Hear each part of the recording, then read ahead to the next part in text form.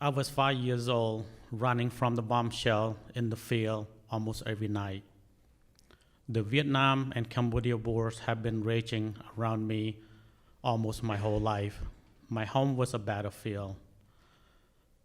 Communist radical want to turn my country back to year zero. Men were regularly taken into the field and executed. One day, my father disappeared. Another day, a radical had an AK-47 pointed at my mom. They later took me away and my baby brother and the village and forced me in a child labor camp. They forced her to work in the rice field. If you were 11 or 12, you were given a gun and told how to kill. I was only 7. I cried in the labor camp, looking for my mom. Back in the village, my baby brother was crying too. He was always hungry, and a constant sound of gunfire scared him.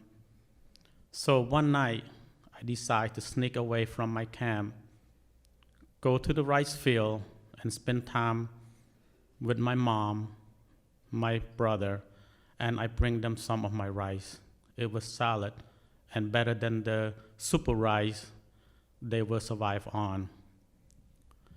God heard the fence rattle as I rolled under to make my escape. Shot followed. I was lucky to make out alive. I knew that time was a blessing. I wanted to stay in the village, but knew the consequences would be worse if I didn't. Roll call came in the camp at sunrise. If a child wasn't there, someone would go to the village and kill the parents. After those 2 precious hours of peace, I went back to the camp under view of the guard tower. I saw a tear in my mom's eyes. I have to leave. I was 9 years old when the North Vietnamese invaded Cambodia. I left the labor camp to find my mom, my guardian angel, for good. But unfortunately, my brother's getting sick. My mom braved long trek through mountains looking for supply and medicines for him and scope up the route. The 3 of us, a tired family determined for a better future, then later make the same long journey on a goat trail to Thailand's border. I did what a 9-year-old would do on a long trip. I saw a can and was going to kick it down the path. My mom screamed. I stopped. Our guide looked at the can, and he said it was covered landmine. If I kick it, I would take out the whole group.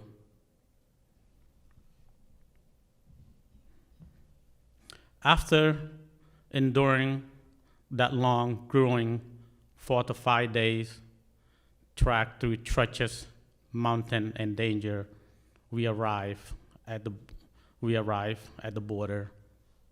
A mass of people gathered there waiting the border to open. Then became our home for 3 months with no shelter or little else. There also no doctor or medicines.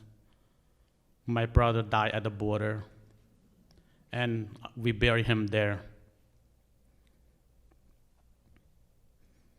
But then a glimpse of hope came. The border was open. The UN and US came our rescue. A big bulletin board showed our name and case number along with other people waiting to resettle. Finally, moving from camp to camp, my mom was asked where she wanted to go. Speak no English, she pointed to American flag. She knew there was hope, a future there. When I was 11 years old, It was a snowy day. It was a snowy November day in Des Moines when my mom and I arrived. It looked like heaven. I never see a snow before. I realized pretty quickly the shirt I was wearing wouldn't cut it in Iowa winter. So my sponsor from a Catholic organization helped us, got me a coat. Life wasn't easy when we got to America. There was hope.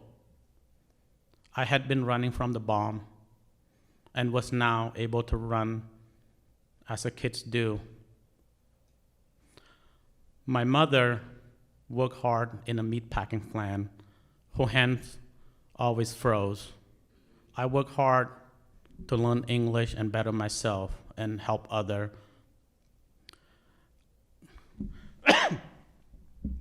Iowa Governor Robert Ray was the first to take in refugees. I want to be part of that. Service the community and country. In 1996, my life changed immensely. I dedicated my life to service of others in this great nation. I learned to love and call home.